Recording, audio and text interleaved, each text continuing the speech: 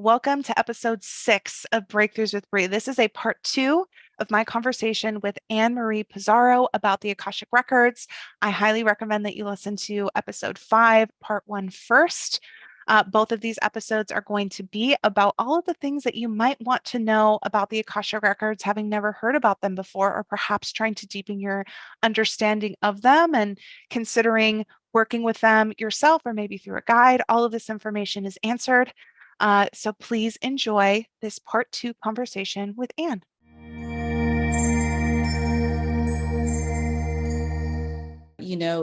The core of, I honestly feel like our function as Akashic Record readers is to be able to mirror to people their potential, their abilities, and most of all, their choice. We should never start to influence their choice, especially if we're trying to upsell them or encourage them to take anything. And that's the reason why I get readings. I see how other people read. I've been upsold and I've been, encouraged to buy this or that person's product or their program or this or that. And that's when I realized this isn't really coming from a place of pure advocacy. Mm-hmm. Because pure advocacy has nothing to do with you. It's all about that other person, Yeah. So that's what we talk about, how to recognize those red flags and not do them. Yeah. Don't do them yourself. Like, again, I feel like too, if you were really committed to your own growth as a light worker, like if you were being really honest with yourself, if you have in place the structures and routines to be able to attend that the natural things that come up in human nature, so that they can stay outside of the session, then you're doing your job. But if you're not, or you think you got it handled and you don't need to do that stuff, then maybe consider revisiting that work again, because that's so important. And let me just tell you too, when you're investing with a healer or light worker, especially one that's really good, part of what you are accessing is somebody who is their job is attending to their own healing work. It is their full-time job, number one, to do that healing work, to do that self-care, because how we are attending to our own energy fields, our own consciousness, how all of these things come into contact as the ability to create a space and a container and to bring through information for you is literally our jobs. So that would be another thing too, is if there are any red flags about that, those elements about that commitment to self-care and to boundaries and to healing that seem a little bit off, that's going to influence how they work with you. Not to say that they can't still have a positive benefit on you, of course, but it's just something to be mindful of. I agree. Let me see. Okay. The next thing that, and I feel like this could just be a quick one, is how can we know when to trust the information that comes through? And this is interesting because to imply that there needs to be an element of trust definitely alludes to the fact that we're still really thinking with our 3D mind, and there's still an element of skepticism, which honestly is natural. If in your first times interacting in some sort of spirit reading, or your first time getting of course, that to a certain extent, that's totally normal. This is what I tell people though. When things resonate with you, that's when you know that they're true. And I explain resonance as if something is said, it can be in a reading, it can be literally anywhere, it can be from a line on TV or something, it can be a line, it doesn't matter. When something resonates, I explain it like a gong was hitting you, and you go, oh, that's what it is. You catch your breath, or you get that rush of feeling, the resonance, right? The whole point of resonance is that there's a frequency outside of you that's matching something in you, which means you already had it and you already knew it was true. It's just it's waking up, it's making it vibrate a little stronger for you so that you can feel it, right? So anything that any reader, healer is bringing to you, you already know. You already have. They're just helping wake it up. They're helping bring it into your awareness. They're helping you feel it so you can connect with it a little bit deeper. That's how you know when things are true. Like us channelers and stuff, like we're not necessarily like introducing brand new information that you've never, like your soul doesn't know or you've never considered maybe in a conscious way, but like not Right, on a soul way. So the biggest tell of if the information that's coming through, I guess, is true, is really by its degree of resonance. Because correct, again, that is your own body, your own self telling you that there's something there right, that's right. It feels good in you. right. That's how you know. If something does not resonate, toss it. It doesn't matter if you trust and love this person, like it's not meant for you. There was something that just didn't. It doesn't matter. It's totally fine. The things that Right. resonate, that Yep. is your own self. Like your own self sought out that situation so Mhm. that you could feel it. You know what I mean? That's at least how I think about it. So I just want to address that piece of it of like, how can I know when things that are coming through in Akashic records, readings and channelings or other things are true? Right. Well, I think you nailed it right there, Bree, when you talked about resonance. I often call this the sweet spot. After I get done with a session with a client, we'll sit there and have what we call the post-session discussion. And the one question I ask them is this: did any of the information you received resonate with you? That's it. I don't ask them, did you like it or not? It's, did it resonate with you? And oftentimes, what I'll get feedback wise from people is that, oh, I was thinking about this thing, and then the record keepers suggested it, or I just signed up for this, or I just did this, or I just made this thing happen. And then the record keepers talked about it. Now, Mhm. the reason why the record keepers talked about that thing is because there is a part of you as a soul that's still sitting in dissonance with that choice or decision. And the moment they reinforce it, something in you and your ability to choose that or the choice you've made with it can go, okay, we're good. We're in the sweet spot. And if you're in the sweet spot, then you as the reader is doing your job. Mm, I love that. It's And this supporting decisions, you know? absolutely. And this Well, leads perfectly yeah, into one of the questions that are on here. Well, it's not really a question. I guess this is more of like an anecdote that my guides made me write down when I was preparing for the session. And this is something I've observed. This is kind of like a cool story about my yeah, experience working with the Akashic Records. okay. When you, and it's about the timing of the sessions, there is something so magical that happens around the timing of what comes up in your life, of when you schedule. There's something really, really cool that happens. So Yes. if you are the kind of person who's like, I am, like, I've been meaning to and I haven't, and you feel guilty that because you feel like you should have, no, that's not a thing. Exactly the right timing happens for you. What you're going to know when it's time.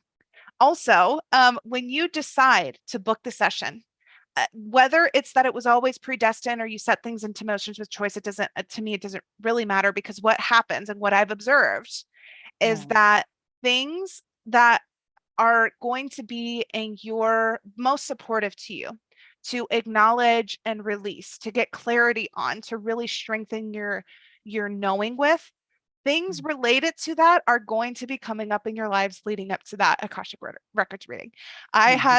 This is an example. I had a client the other day and she gets on the Akashic Records reading with me. She's also done a birth chart and intuitive birth chart reading with me before. And she gets on and she says, Bree, I don't know what it is. My life is usually so chill, but right before I get readings with you, stuff is like going on. Like it has been a day. Like it has been a crazy last few days.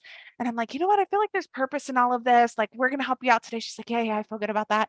And the messages that came through were exactly related to the situation that she didn't even tell me about. Like, she didn't tell me any details about it. And she's like, I could have explained to you exactly what had just happened. And what you said, like matched it so perfectly. And that was, of course, a really wow moment. I still find myself just being in wonder about what comes through and how perfectly it matches. And then she Yeah. said that the next day she found out information that helped put her at ease with the things that were really difficult about the situation. So the Akashic Records reading happened right in the middle of this. And this felt like such a beautiful example of how like your guides and your teams are always working to support you, especially when you've set the intention that you want to grow or you want to heal or you want to be aligned or empowered. And sometimes things will come up so that it can almost like rise to the surface of your awareness and even in your energetic fields so that it can be worked with when we're in these containers working with the Akashic records so that there can be release, so that there can be growth, so that there can be shift, and you can finally like let it go. You can move on from it. And this example of like something crazy coming up for her the day of the session, just for the very next day for her to get more information that kind of like put it all at ease, like to me that feels like absolute purpose, that Yeah. whatever the lessons were from that, like she was not meant to struggle, she was not meant to be in pain or anguish about it. It really was, this whole situation just served a function of of being the mechanism that the growth and the healing that that situation provided her, both through experiencing and the Akashic records reading, was able to give her, so that she could fully release that, so she could feel more clarity and more empowered. And the very next day, what the last little pieces that she needed to be able to fully let it go came. And this Wow. is just one example. I've had so many like this that come up, Uh-huh. that the timing of when Yes. you're doing healing work, especially with the Akashic records, is what I can speak to, being one of the primary tools and disciplines that I work with, is Mhm. like everything is working in your favor to help make that session and that container as supportive as possible, especially if you are being present with Yes. yourself leading up to it, because your presence is what's going to allow intuition to work through you to like set the stage. So Yep. if you're being present and you're being conscious with yourself leading up to it, everything is going to align to where you get the absolute most out of that time with the record keepers. Yeah. Absolutely. You totally nailed it on the head right there, my friend. That's so powerful. And that right there represents why it's not psychic work. We're looking at something situationally, and that session that you gave this person helped them shift something in their awareness to be able to understand why it was happening, how to deal with it, how to support themselves. And that right there is really one of the prime reason why I feel people are drawn to readers. So high five, great job. Thank you. That was so, and again, I still get like absolutely delighted at Oh these yeah. examples that come up, like it's such an honor to share these spaces with people. Like the love I feel and the gratitude I feel to be able to do this is just something that's absolutely indescribable. But for them to share, like this is what happened and this is how it resonated and this is the impact it had, like that's always just so special. I don't take that for granted. Um, I feel like what we can maybe share next to go off of this is some examples of how we've seen the Akashic records like really work and support people, whether that's our personal examples or examples with clients, to kind of give people that context of how this plays out in real life. Um, hold on, what was that you wanted to? Yeah, they're saying like specifically in how we've been able to bring through like help and healing for people. Is there a certain example that's coming to mind for you, Anne, that you want to share first? Do you want me to share one of my examples first? What are you? Yeah, I'll share with you, and it just popped up right now, which is like I think why when we work with the record keepers and the Akashic records, and your mind is just open, they give you the examples. I Mhm. wrote the question down, but then they're like, "Here's the example. Here's the example." And here's a great example. I worked with this one client, and I come from a background of medicine. I have a background in healthcare, so working with people, their bodies, understanding conditions, knowing my place, and not diagnosing, very, very important. And being able to work with the record keepers in that scope, very powerful. So I had a session with a client, and she asked about her aunt. Now, mind you, it's her Akashic records that are open, not her aunt's, right? So she asked about her aunt. And I remember all the record keepers shared was she needs to get a checkup right away. The first answer you're going to receive is not going to be satisfactory. So you're going to have to do a follow up. Mhm. They're going to find something. Now, that's all the record keepers gave her. 3 months later, I get an email from this client that says, "Thank you so much for passing on that my aunt needed to get a checkup." We went to her doctor. They did a series of tests, and the doctor said, "We don't see anything. There's nothing wrong here." We went to a different doctor.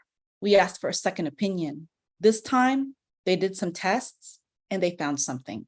And because we decided to push through, she was able to get a cyst removed that was right on the edge of becoming malignant. It was already putting out all these different markers that it had been benign for a while.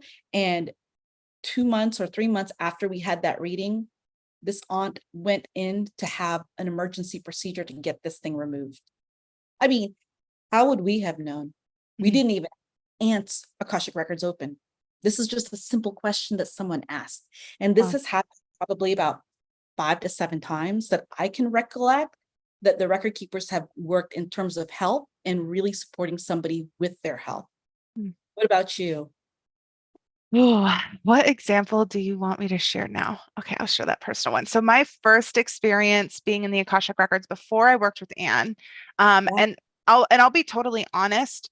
My personal perspective before working with the records, and one of the first things you read is it's about past lives, which I think I have my own thoughts about that, but at the time, I kind of had this a thought like, why do I need to know about past lives? Like, what is meant for me is in this present moment. Like, why would I, like that kind of feels like besides the point, And so I Mm, wasn't really understanding how it could impact me.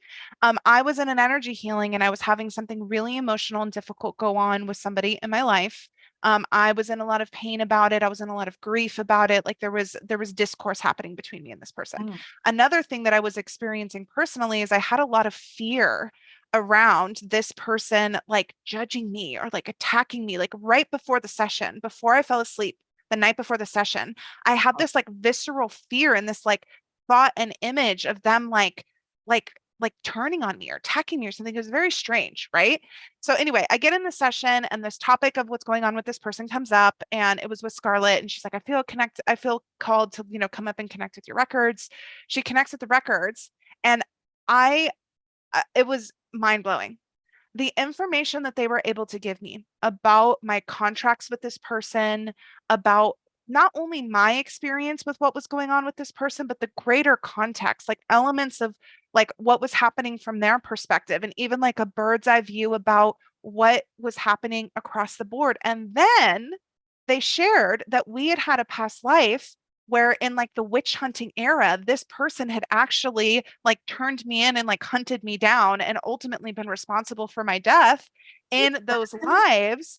As like when I was like, again, I was a witch in this life, and it was a whole like it was right. a whole thing. And they're saying this fear is based in a past life experience that you had with them where they actually like turned on you because of your intuitive abilities, which was what this fear that I had even in the present life was kind of about. And they're saying you don't have to worry about that in this life. Like this soul is so much more lighthearted, like and they really do love you. Like this isn't something that's founded in anything factual in this Yeah. life, but this is just like a remnant of a past life thing. So like you don't have to worry about that. You can release that. And here's all this information about what's going on right now. And it helped me heal so much of my pain and my anguish and my grief trying to like find peace about what was happening, because a lot of the discourse wasn't really generated by me.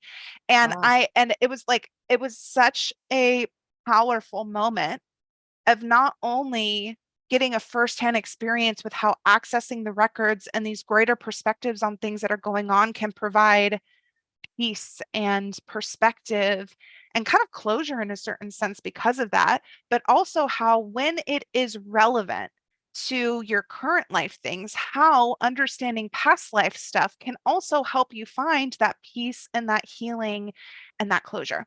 So that's a personal example I felt called to share. Yeah. Oh, absolutely. And I'm sure that once you got that information, something in you was able to reframe it in your mind in terms of how you can now respond or relate. And it puts you in a position of power and choice. And that's Absolutely. why the record keepers, the Akashic records are so helpful, because it puts you in the position of power and choice. Always. Absolutely. You Absolutely. I feel like that's like one of the major themes is whatever kind of, if you want to call it problem or challenge that clients have. Yes. And they come in and we ask questions about it. What can you reveal to us about this? what is something that this person can do to help support the situation. Usually there's some element of understanding like the bigger things at play, as well as, oh, this is the other thing they wanted me to talk about, as well as their own patterns and wounds and trauma that are influencing how they're looking at the situation. Right. I get this a lot in my readings where the Akashic Records keepers are revealing to you kind of like the next step. Like, Yeah. this is some shadow work for you to do. Like right now, they tell me, like, and of course it's a lot of parent stuff, but like there is a mother thing that's going on. This is how it's affecting your current situation in a very simple way. If you want to feel like you can release this pattern or relate to the situation in a new way, or maybe stop coming across this obstacle, like you need to turn your attention to this early life experience and start processing it. And usually they'll also provide, at least in my experience, again, some guidance in the next step, like maybe start with therapy or start with somatic Yeah. healing or Yeah. start with nutrition or start with journaling or just start with, like they'll give you a little bit for you to start working on. But I find that the Akashic Records keepers also want to help illuminate the Yes. things in yourself that you're really trying, um, that are impacting your current experiences, in some Yeah. ways kind of like blocking it for you or making it more difficult. And it's really hard to see those things in ourselves Right. sometimes. So I find it so helpful to be able to work with the Akashic Records on this particular facet, even just in Oh, itself. totally. Totally. I mean, soul healing work is why we get called to come to earth. It seems like there's a few things of why we get come to earth. We're either coming here for healing, we're coming here for support. And any aspects of these two opens the doors for us to contribute in some way, shape, or form, you know? Mhm. Oh, and I'm getting something's coming back to me that you had said earlier, talking about support. Of course, it is also so beautiful to hear about contracts or maybe past life connections with people that you love or people in your life. I get those questions a lot, and that can feel really nice to understand some of those things. And I Yeah. just have to say too, you explaining, this experience with your partner and how them believing in you Yeah. activated something in you. Yeah. I have a very, very similar experience. I grew up in a very dogmatically, Christian and religious family and community, and me stepping into these more spiritual ways of relating to myself and my soul was very difficult. There was a lot of Mm. judgment and things in myself and fear because Oh, of that. yeah. Being able to be with a partner, my husband, who we've almost had the exact conversation that you described, where it's Ah, like, well, where he says like, yes, you can do it. And I'm like, don't you think this is like crazy? And he was like, I mean, I don't have the same experience it with you do, but I don't think you're crazy. Like, I trust you. I believe in you. I'm excited for you. yes. So like, I believe in you 100%. And even for him to be with me on me putting him notice at my job, to like, which impacts both of us, like both of our financial situation and our lives, for me to take that leap, he has been in complete faith Beautiful. and trust. And there is something that is so healing that Yeah. happens. And I think that's part of the magic of coming into the human world, and that support Yeah. element is Yeah. letting other souls reflect back to you and letting yourself feel the connection with certain experiences, not only through yourself, but through this relationship with people. Because it's just been something that I can't, it's hard for me to describe. And I wish for everybody to let the people that love you see the Yeah. best in you and to believe in you, even when it kind of defies the odds. Do you know what I mean? I mean, Bree, I'm going to be 100% honest with you. I have clients that wait months for readings with me. And there's a part of me that's like, I don't understand why you would wait 6 months. Why would you wait 8 months? You could go to another reader. There's so many around. And they're like, no, I want to talk to you. And the fact that they have that level of patience where I don't have that patience, like if I want a reading, I want it in the next 2 weeks. I want it within this week. When I made that decision to do this, I want this like now. That's how impatient I am. So the fact that I've had for years clients book and then they wait is a reinforcement around their belief in me that makes me go, what? right? And that's when the record keepers just pat me on the head, push me back, and just go, why don't you just relax and enjoy where you're at? Like, okay. And you're absolutely right. A lot of those past life contracts around judgment, blame, criticism, fear, to be able to bring a body of work like this, to use your gifts, to stand up for what you believe, is something that many souls on earth have had to suffer from through different incarnations. And that's the reason why I honestly feel like when we get the opportunity to come back to earth, we get to come back to earth and not only inhabit a body, we get to inhabit a lineage that may be different from our previous lineages. That's the part that's really mind-blowing. We don't come back to the same family, same lineage over and over and over and over and over again. Sometimes we'll come back and go into a different lineage, a different race, a different culture. So as souls, we can expand that sentience and grow, right? And oftentimes we're not always trusting of how we feel about it. So when the world validates or reflects to us, you're on the right track, you're in the right place of service. Not only does your loved ones believe in you, we believe in you. And that's incredible. The record keepers believe in us more than we believe in ourselves. It's like, we don't understand why you want to work harder on earth. You must just love hard work. So why don't you get it out of your system so that at some point in this time in your life, you're going to realize what a blessing and a supreme gift it is to be on earth, that you just actually focus on having a good time, being grateful and happy. Percent. Okay. So I'm feeling like turning it over to you. I want to ask, what is your thought on the role that past lives can play in readings? I mean, obviously the Akashic Records holds all of our past lives. That is factual. So we'll assume that is fact, right? But Yeah. in terms of how it can come into a reading, or if somebody is considering getting a reading and they're trying to figure out, like, do I want to ask questions about this? Is this like, how does the past life part of it come into channeling the Akashic records and doing an Akashic record reading in your experience? Yeah. Well, the record keepers, they love to show me things in numbers and lists. So in this particular nature of this question, the role of past life in readings, there are three things I want to relay. First of all, past lives, especially past life relationships, will really help you understand the dynamics of your current relationship. Like, for example, when I shared that one of the reasons that propelled me to get an Akashic Records reading was I wanted to understand why my dynamic with my husband at that time was just so hard. And in the past life information that came from the Akashic Records, they actually highlighted all the different past lives that we had, and they were all difficult. And when it came down to it, it was about dynamics. We just didn't have the dynamics that would set us up for the long run. It would always appear like one person feels like they're carrying the load, whereas the other person's not. So I honestly have found that the greatest influences of past lives in the Akashic Records is helping people understand why their relationships and their soul contracts were created in that way, so they can simply let themselves say, okay, I'm giving myself permission to have this experience. I'm letting myself learn, heal, and understand what I need to do to be able to evolve.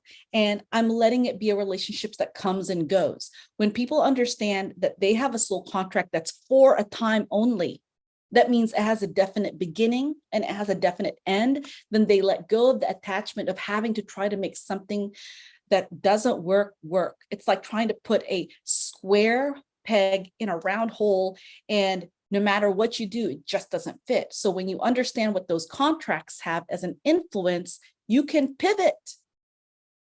The second role that past lives have in readings helps you to understand what are the contracts around what you agreed to do as a soul on earth based on. So in a lot of the readings I've had, people will say things, the record keepers will say things like, this is something that you have been working on for many different lifetimes, and you're collecting data, and you're stacking it up. So in this lifetime, you're producing this outcome to deliver it to the world. The role that past lives also show is like, where are your soul challenges? What are your soul conflicts that you didn't resolve in those previous lives that you now get to resolve in this life? And a great example is I've had many healers come through because they suffer from persecution syndrome. If you've ever, and that's pretty much almost all human beings on earth, if you've ever experienced any lifetime where you were persecuted for your beliefs, your culture, your race, your gender, there's going to be that element of fear that will shade things that you do that could cause greater visibility in you, because that's the thing that you're here to heal from. And for many people who are receiving these elements of past life persecution trauma, this is the lifetime where the record keepers let them know you're in the age of the modern Renaissance now. You have a greater protection in being able to say things in the world, especially when you have something like the internet and you have social media. And there's a blessing to that because, for example, if you put something out as a story, whether it's social on Facebook or Instagram, it's only up there for a certain period of time, then it's gone. So for some people, having that awareness of their past life challenges gives them this arena in this lifetime to work it out so that they don't have to carry that into the next incarnation. Does that help? Beautiful. That does. It That helps does. questions down. Like it really focuses me on the answers. Yeah. Yeah. I'll say in my experience, sometimes past lives come up and sometimes they just don't. And I feel like that it's all because what's going to come through in that session is what is going to be most impactful for you in that moment. So if anybody's hearing this and maybe it didn't come up, like don't stress out about it. What came through was perfect for you. Sometimes the record keepers, I find, bring through a lot of information about the contract and the purpose of the soul right at the Yes. beginning. And that's kind of their way of describing what the focuses are, that of course are a result of like when you did your little, review, set the contract for this life before you incarnated, that is influenced by your past lives. But sometimes they present it in a way it's like it's not really about the past life as much as this is what it's about now, like the purpose, the Exactly. function, the goal. Sometimes they describe it by illustrating past experiences that led you to determine that this is a goal, but sometimes they just don't. Yes. um the other thing that I feel called to mention is that any reading that you do is just going to be influenced by the reader themselves. That like every soul has their own unique perspective, has their own unique flavor.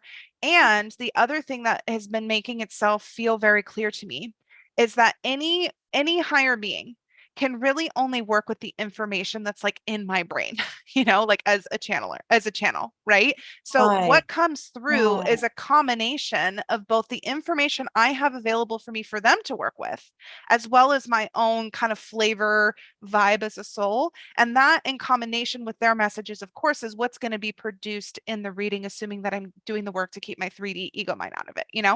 I say this because I have heard of some Akashic Records readings that are really past life focused. Like really what it is a past life reading using the Akashic Records, You could right? definitely offer it that way then. Yes, and there's so many different ways. Like Anne said, the records hold so much information that there's so many ways you can work with them. And I guess my point to saying this is that like the sessions are going to be a reflection primarily of what's going to support you, and the ultimate function is going to be what's going to help you most at that moment. But the way that it comes through is also going to be based on the channel that you're using, Wow. you know? Right. Like I'm going to have certain things that tend to come up in my readings, probably because one, those are the things that feel important and kind of are a part of that flavor and approach and things that I have as a soul, but also because there's certain things that I've studied up on and learned, and I have language and things that they can use in giving the message. Whereas if there's a topic I know nothing about, like they're probably like their ability to channel through information about something I literally know nothing about is going to be so much more difficult. So it's more likely is that they're going to bring through things that I again have something that they The can back. use. Exactly. And also what I've noticed is if a soul doesn't really speak from the vantage point of past lives, the record keepers meet them where they're at. So yes, they might bring in some elements, but they don't make the session about their previous life contracts or agreement unless it's asked. Mm-hmm. So I totally love where you're coming from about, not only having the foundational based knowledge that can contribute to what the record keepers can bring, but also having that clarity to let the ego step aside. So it's not necessarily shading, biasing what comes through from the record keepers with your own analysis and filters. Like I always tell people, save your own analysis for the very end of the session, because whatever you are talking about with that person, your ability to interpret it for them will make them understand why the record keepers brought it that way for them to now do something with it in their lives. And I find that that can be very, very helpful. Mm-hmm. So yeah. And most people, if they're not into past lives, that's not what they ask about. Mm-mm. And there's so much more. And maybe again, this is my own personal experience, but I honestly kind of feel like asking about like deepening your understanding of what's happening in the present moment, expanding your perspective, like that feels even like a little bit more potent and effective way of like using that opportunity of connecting with the records than just like, I'm curious about past lives. And I don't mean that to knock it, because if you feel curious about it, then maybe there's some purpose in that for you. But like, I really feel like letting the records be a mirror, like you said, letting the session be a mirror to like really deepen into your experience, to find clarity, to find power, to really like, you know what I mean? Like, I feel like that can be kind of like a more powerful way to approach those sessions. Of course, unless you feel this like deep, pull towards asking about the past lives, because then that probably means that there's something in that that's meant for you, that you're asking about that or whatever. But that's kind of been my thought about how that comes into play with it all. Beautiful. I love it. Oh, what was there one more thing you wanted me to say on that?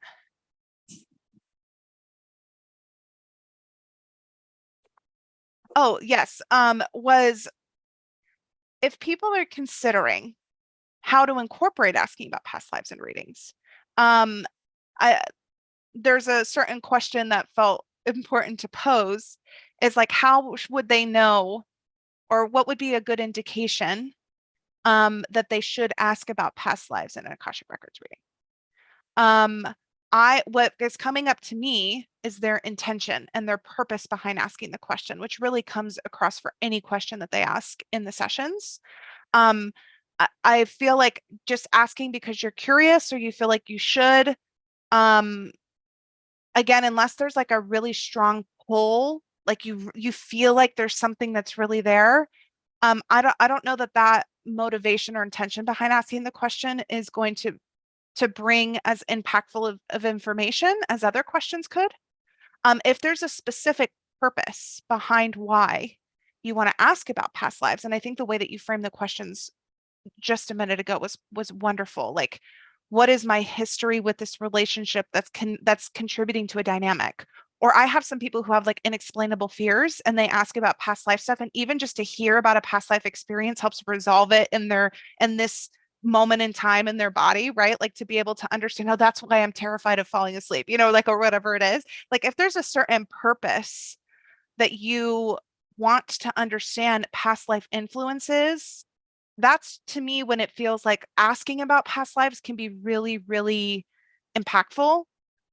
If you're considering questions you want to ask in a reading and you just kind of feel like, oh, that could be like, I would go maybe a little bit deeper about why, and maybe if there's other questions that feel like they could really get at something that helps you get even more from the session. Oh, I totally agree with you. I think one of the most common, general, but difficult questions to ask and answer is, well, tell me what I've been in my past lives. And then you get like a running rally tally of everything. You've been this, you've been that, you've done this, you've done that. What does that do for you?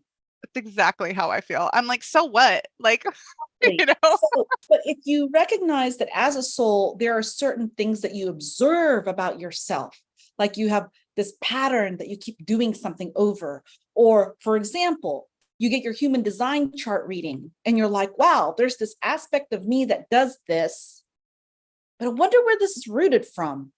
Surely it can't just be from this life. Where are the other lifetimes that I've experienced this type of soul challenge? How did I get past it? That's a really helpful reason to get into your past lives and the Akashic records. Or the fact that you as a soul is starting to experience what we call your spiritual awakening. Now you're starting to get dreams. You're starting to perceive things in the periphery. You're starting to get feelings. Your imagination or your intuition is like popping off. And if you want to know, well, has this ever happened before in other lifetimes? And what have I done when this is a scenario occurred? Great reason for going into your past life. And, you know, a great example around the nature of how you ask your questions determine the level of information you receive is around these two examples. For example, have I ever been wealthy in my past lives? Is one question versus another example of what kind of enterprises have I created in my past lives? What were the lessons I needed to learn from those enterprises that could influence my current incarnation and the choices I'm making, especially around people, money, and growing my business? What are the soul agreements towards the people I'm working with from those enterprises in those past lives, influencing the people in my life now? Very specific and really detail-oriented questions versus just tell me what my past lives are. Right? Yeah. So I find the nature between how the question is asked really influences why would you want to know about this area of Akashic records? And there are even students and clients that I've worked with where they'll say, oh, I tried to access this body of information in the Akashic records and they blocked me from it. If they don't let you into an area of the Akashic records, no matter how many times you try to get in, that's really an indication for you that that's not your focus at this moment. Shift to a different question. Yeah. So yeah, that's a very helpful thing. And really one of the last questions that I had for us was about how to ask questions in the readings. Yeah. And I'll say, and I think what you had said before feels big. It's asking yourself, why do I want to know this information? And letting like sit with that. And that's going to direct you so much.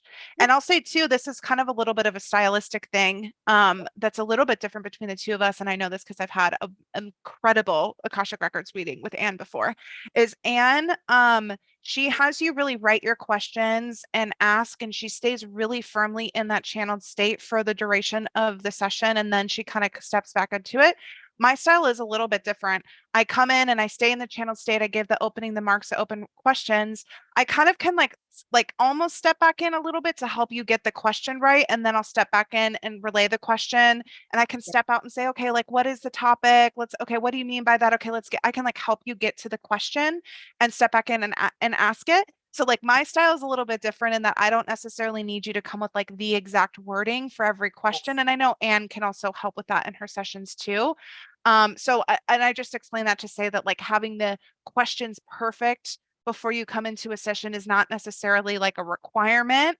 But I do think being intentional about if there is a topic you really want to be elaborated on, being very intentional about what and why you're asking it. So if that's your approach and that's something that you want to contemplate coming into a reading so you feel like you can really get the most out of it, that's what I'd like to answer to today. So Anne, tell me what you think when people are considering what kinds of questions that they want to ask. What is your advice? Well, my advice, especially when people are in sessions with me and they'll ask me this question, which is, do you help formulate these questions during readings? My response is, no, I don't help you formulate the questions. What I encourage you to do is ask the question as directly as possible, and then give a little bit of background information as to why you're asking the question. And here's a reason why. You're going to get two very different answers when you ask this question. Tell me about Bob. Bob could be any number of beings in your life, from your third grade best friend, your next door neighbor, the person that stood behind you at the cash register, or the person that checked you out. But when you state this question, like, Bob is a coworker that I have, we're on this project together, we're dealing with major conflicts in our communication, there's a lot of anger here and a lot of unmet expectations. What is the best way I can handle Bob, communicate with Bob, so we can be on the same page and we can finish this project on time? Essentially the same question, but phrased in the second way gives the record keepers so much more to answer than just tell me about Bob. And oftentimes, when people ask, one of the most general questions that people get asked, that I get asked, is, what's my soul's purpose? And what people often are wanting is something very direct, like, oh, well, you're here to discover the cure for cancer. Get going, buddy. Versus, as a soul, you're here to be, as in you're here to learn how to be in your body, or you're here to do things that contribute to the greater whole. And what I find is that if you ask questions in a way to try to trick the record keepers by making yourself sound bigger, more elevated, more evolved, smarter, whatever, they're just going to wipe all that and go, what are you really asking? Because I've had questions where people go, what is the highest and best thing that I can do for the highest and best good of all, and the highest and best good in the planet, and the highest good, best good? And then they'll just go, what do you really want to know? What you're here to do right now? Well, then let's give that to you in a very stripped down, clear manner. So I like that you do help people deliver and formulate those questions. I find that when I'm preparing someone for a reading, they do get certain documents, like how to create your questions and how to also put yourself in a state where you're empowered in your receival of those questions and those answers, so you're not being displaced from your authority. That's the most important part. The record keepers want to place you in a position of authority for you to choose. So if you ever receive an answer where you're being displaced from your authority because you either need to work with that person in order for you to heal, buy this thing in order for you to heal, or take on this transformational thing for you to heal, you've got to exercise, discernment, personal discernment, and know that you're always in choice in the end. So keep it as simple as possible. Keep it as direct as possible. Put in a little bit of background information. Just ask for it in the most easy way possible. Yeah.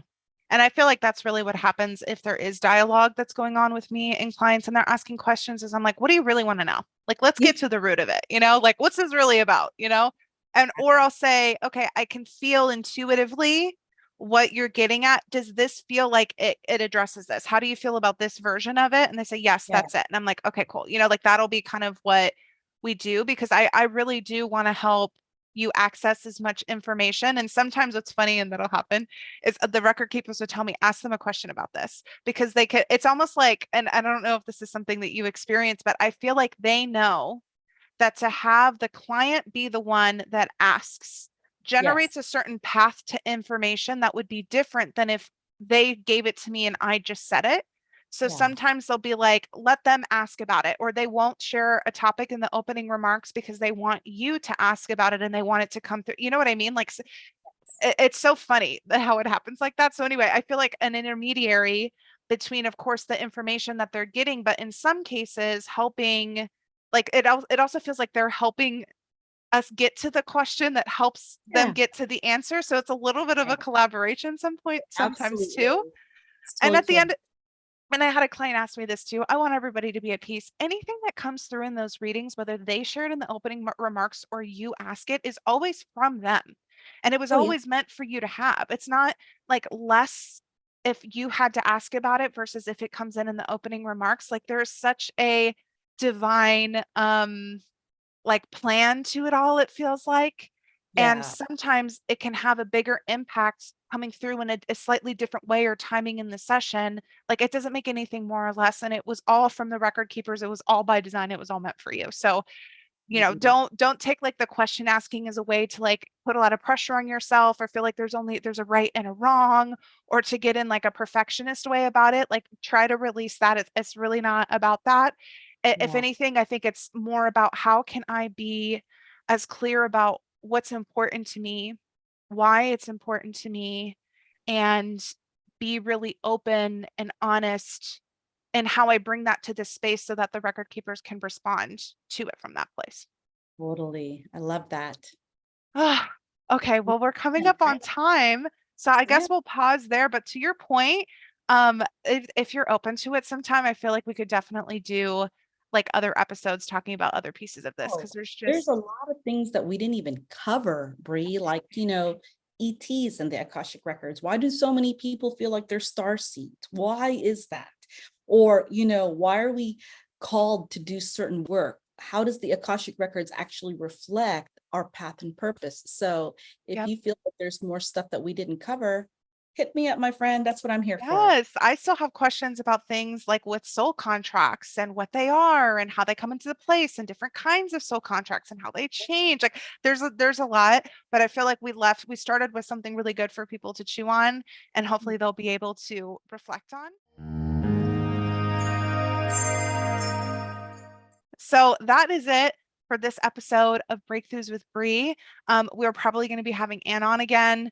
There's a lot to talk. There's so much information in the Akashic Records that to talk about the Akashic Records really taps into a lot. So we will be so excited to have her back. But in the meantime, Ann, please tell people where they can find you, what main containers or programs that you have available right now for them to consider if they are drawn to you and your work. Tell us all about it. Well, thank you so much, Pri, first of all, for inviting me to be a guest on your podcast. I love the work you are doing, and I love that you're smashing it as a reader. This is really the reason why I started training people to become readers, is because I know that you have a very special gift and what you're going to do with the Akashic Records and how you're going to work with people in the world with it. So I just want to commend you and congratulate you for doing phenomenal and for quitting your job and believing in yourself and your records keepers to guide you and prosper you throughout this experience. So I just want to high five and big you up there. If you are interested in learning more about the Akashic Records, I do teach a training program called Become an Akashic Records Guide twice a year. Our upcoming program will be starting in the fall season on September the 24th, and we will be doing a challenge leading into this program where we're going to give away a free scholarship. So this is a great way to already start testing your intuition, getting into the Akashic field, and really gaining that confidence to be able to read the Akashic Records for yourself, to guide your life, as well as to be able to guide others. So that is coming up in September. If you are interested in joining our Facebook community, it's called the Akashic Collective. And this is a great place where I often talk about the Akashic Records, what's happening in the Akashic field that is influencing our lives, and also a place for practitioners to promote themselves. And if you are interested in getting a session with me, you can go to my website, bodyenergyconnection.com. There is many different areas that you can book a session, and there are many different offers that I have in terms of services. So come check it out, see what feels good, and let's dive in together. Yes, I can't recommend her enough. She's truly wonderful. The other thing that I found, I don't know if they're still available, but you also have some digital courses on bodyenergyconnection.com. I'll put the link in the show notes. Things about, connecting. I think you have some stuff on the Merkaba and connecting with your soul council. And I think you do also have some beginner stuff on the Akashic Records too. There's a lot of different learnings that she's Yeah. created that are self-paced too. So please go check those things out because she's channeled through so much helpful information, and her ability to like make it digestible and to give steps and some practice is just truly it's very empowering. It's very wonderful. Thanks, Bree. You're welcome. And of course, as you all know, if you're interested in booking an Akashic Records channeling session with me, I do dedicated channeling sessions, and I also do dual sessions where I close out the session with energy healing. My other services I do are dedicated energy healing sessions and intuitive birth chart readings. All is on my website, healingwithbree.net. And you can follow me along on social media at Healing with Bree. Thank you guys so much for joining us on this episode. We will see you next week for more breakthroughs.